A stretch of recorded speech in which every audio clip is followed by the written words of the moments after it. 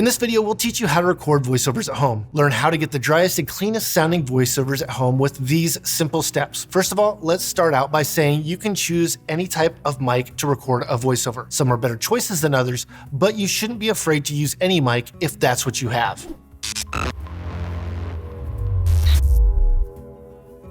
Chris here from Videomaker. There are time codes below if you want to know what we're covering or want to jump to any place in the video. Are you a beginning filmmaker? If so, we have a shopping list of the 9 essential things every beginning filmmaker needs when getting started. To get it, click on this card or the link in the description. First, let's address your recording environment. Make sure to choose a space that has very little to no room noise. You're looking for a room with little room reverb, and stay away from rooms with lots of hard surfaces. Go into each location and clap. If you hear an echo or reverberations, then you need to address that. Because you want a dry capture, if you don't have a space that's naturally dry, hanging a blanket up behind the microphone will lower the number of reflections your mic will capture. If you have more blankets, place one to stand on while addressing the mic. The goal is to make fewer parallel hard surfaces, thus lowering the amount of reflections captured. Make sure to choose the mic that best fits your needs, but in a pinch, you can use any mic for a voiceover. But let's talk about some that are built for best performance. The first is a large diaphragm condenser. This is a microphone you want to have on a stand and in a protected space. You'll likely not need one in the field, though in a studio setting, it's perfect. They have high sensitivity and a larger frequency range, but beware, you need to supply phantom power for the microphone to function. Dynamic mics are also a great choice for voiceovers. This can be your classic handheld mic or your broadcast dynamic mic. Because a dynamic mic offers a smaller frequency range, it's the right choice when there's a lot of noise. They also offer less handling noise. A dynamic microphone is far less sensitive than a condenser mic, making them better for problematic rooms or less than ideal locations that have more ambient noise. This is especially true for voiceovers since you generally won't see the microphone on screen. A shotgun mic has an interference tube to offer more directionality. Because shotgun mics are made to capture dialogue, they will work well whenever capturing voices.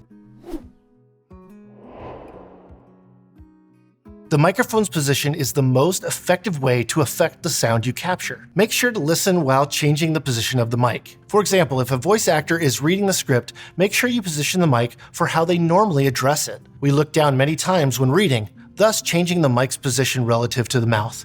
This will change how we capture voices. Get the performance that's required. A good performance is the first part of getting a great sounding voiceover. Even if it sounds great, if the performance is bad, the quality of the sound won't matter. Don't settle. Whenever in doubt, get one more take. One of the best tools to make your voice large and present is compression. By controlling the voice with compression, your voiceovers will sound more upfront. Now let's listen to what the voice sounds like on different types of microphones. This is a large diaphragm condenser. This is the Neumann U87AI. It has 3 pickup patterns, omni, cardioid, and figure 8. Now this is going to be found in the studio. This is like the industry standard for voiceover microphones and is a great choice when you're in a controlled setting to record a voiceover. A shotgun mic is maybe not the first mic you're going to think of to record a voiceover with, but it was designed for the voice, so it's going to do a great job. We have it here on a stand with a pop filter so we don't have hard plosives, but it's going to work great for any voiceover you're trying to capture. This is the E835. It is a handheld dynamic mic. It is a normal form factor that you would find just about on every stage in the world. It's going to be a tried and true form factor as well as be pretty robust out in the field. Compression can make a huge difference in the way your recording sounds. Right now, I am recording on the Sennheiser MK8. You're hearing the raw audio. This is going directly into the camera. Now I have compression on my voice. You'll notice it's a lot lower. It has more presence. It has just more body overall. There is a huge difference in how a microphone sounds when you're speaking to it on and off axis from its pickup pattern.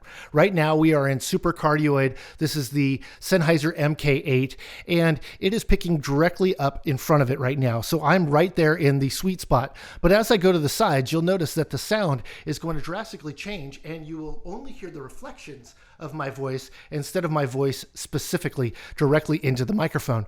So if I go here and I keep on going around, you'll see I'll get to rejection area that you can't hear, or it sounds a lot different, my voice as I speak as I come back around. Now that would be the same if I went in front of the microphone here, or if I go behind it, there'll be a little bit of a pickup area, but the sides will be mostly rejected. It's really important to address your microphone properly if you want it to sound good. Remember, if you'd like to get our shopping list of the 9 essential things every beginning filmmaker needs, click on this card or the link in the description. If you've made it this far, consider subscribing and liking this video. In the next video, we'll be covering how to capture sound at events like a pro.